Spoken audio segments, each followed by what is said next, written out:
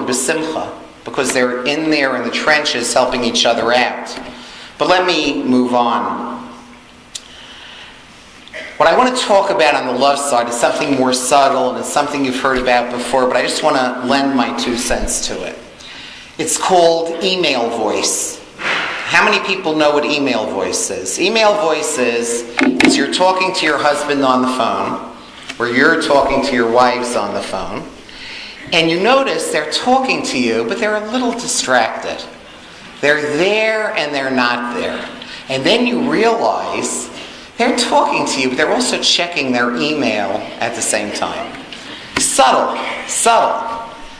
It's that multitasking that's sort of taken over this new generation, but it also taken over the generation of parents.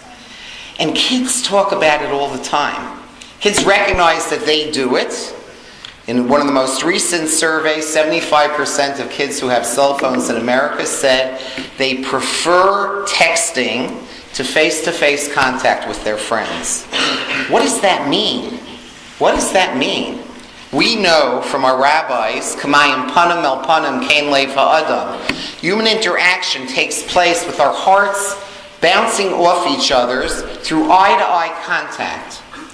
We need that in terms of our contact with others, but especially with our children.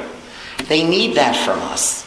And if they know that our attention is divided, it's going to be very hard to transmit to them what they need in terms of internalizing values, internalizing our values. Some fascinating research, but first I'll bounce it off a thought from this morning's Torah reading. I think it was Rav Chaim Shmulevitz who said on the pasuk of Vayar b'Sivlosam, as Moshe grows up and he goes and he sees the suffering of his fellow Jews, that it's no accident that it says Vayar. Shmulevitz says it's because it's through vision, it's through that face-to-face contact that empathy is developed. Can't be developed without that. There's some new research that's unbelievably fascinating. Some of you may know it. It's just fairly new, just the last few years. There's something called a mirror neuron. Listen to this. A mirror neuron goes like this. When I'm moving my hands talking to you, there's a specific motor neuron, very specific, that's firing in my motor prefrontal cortex on the side of my head, specifically assigned to this movement. Okay. Kind of makes sense.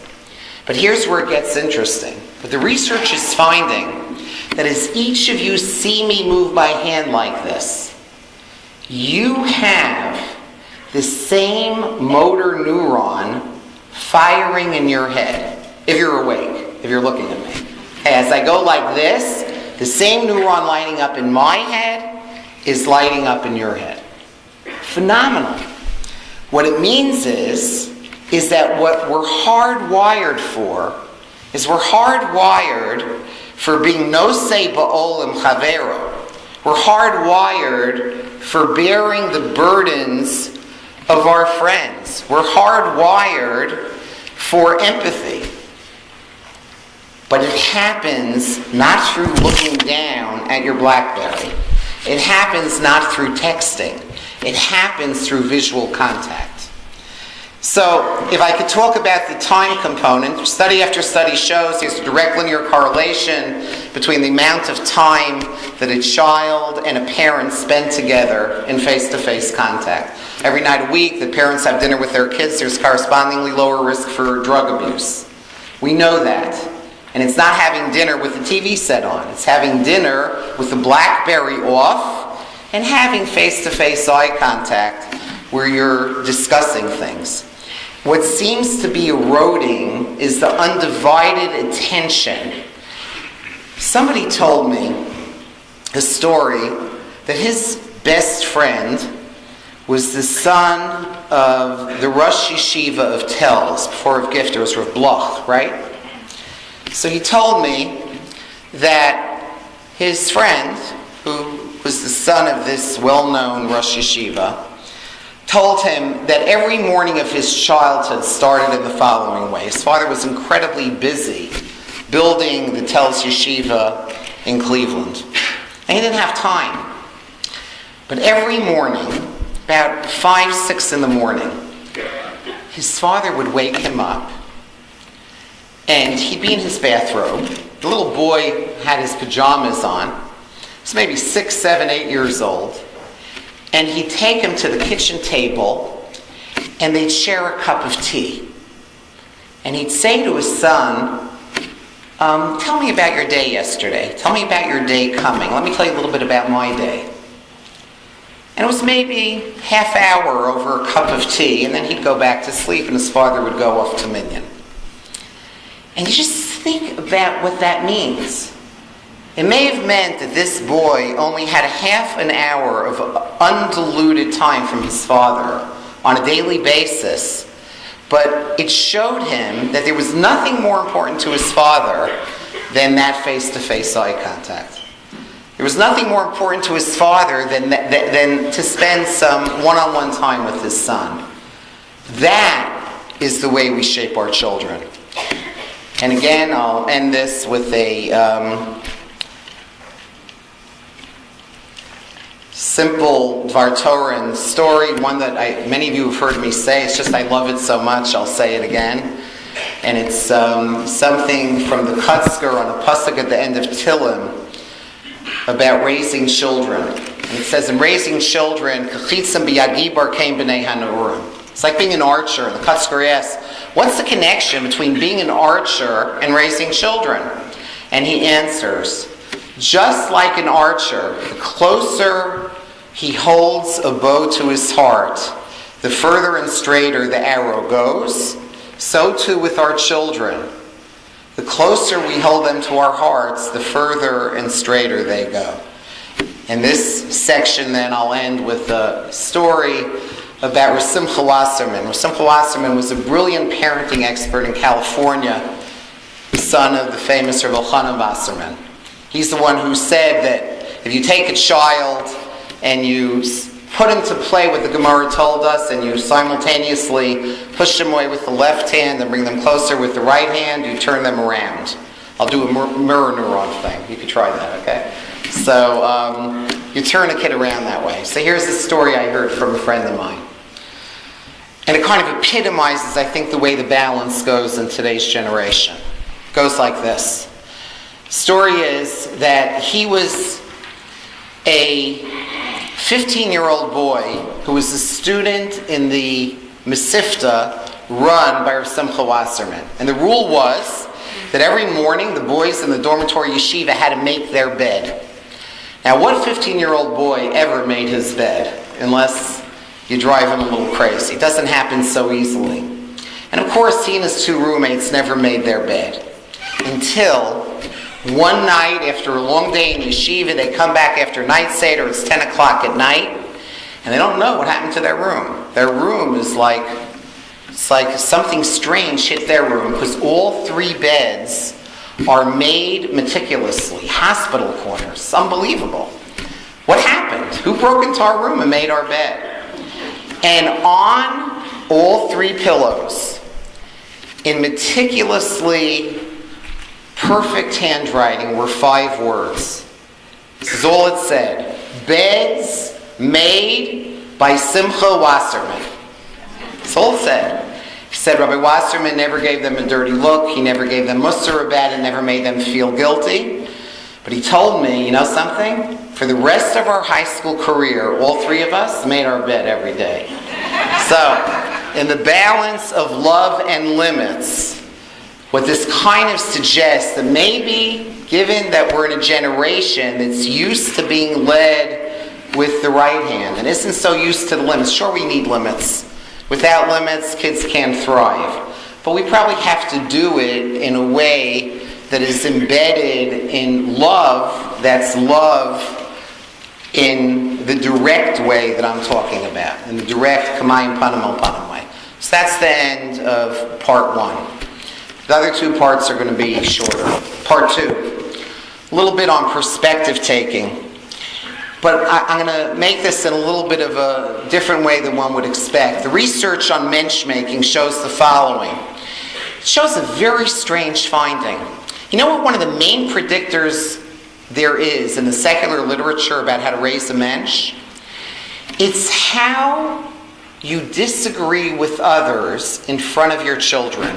How good a job you do in presenting the perspective of those you disagree with in front of your children.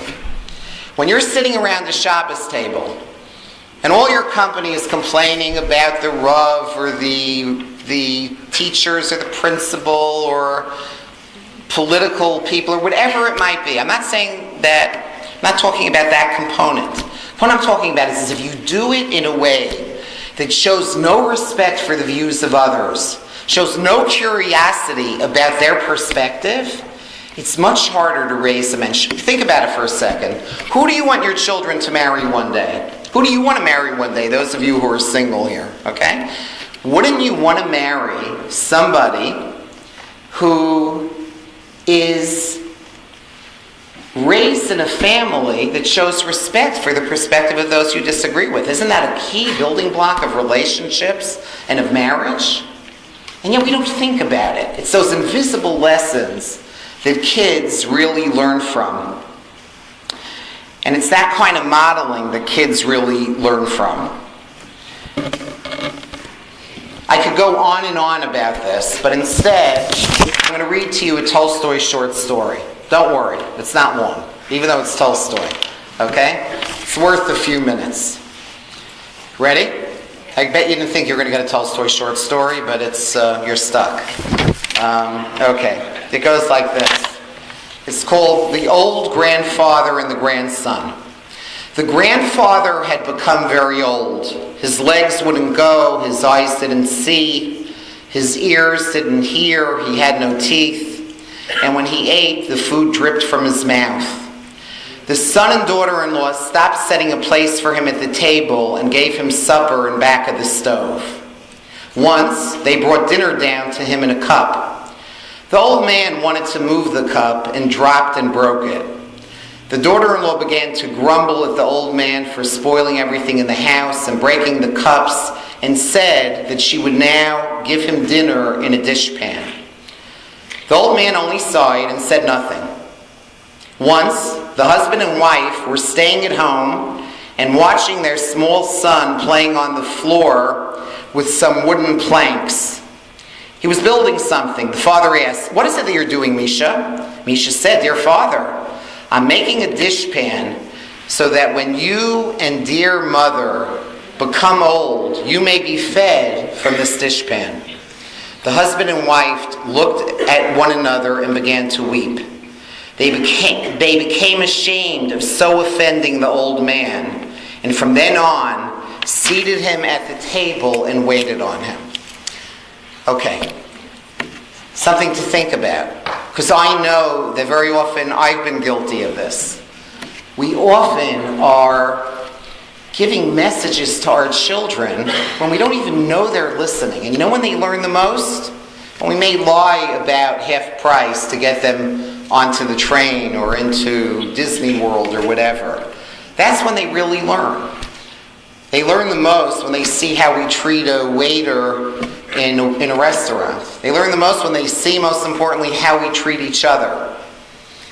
And we just have to remember that. That stuff is absorbed by the right hemisphere, by the nonverbal part of the brain, in a way that goes to their kishkas. And if we know that ishkfi mahalalo, that kids judge us and know us, not by what we tell them, but what they see us honoring and us praising, it's a key ingredient. Okay? So I just made the case for two important ingredients, two of the three. So we have the balance between love and limits, and we have the value of perspective taking. And let me conclude with what tonight is really about. It's about uniqueness. It's about how we treat those who are different from us.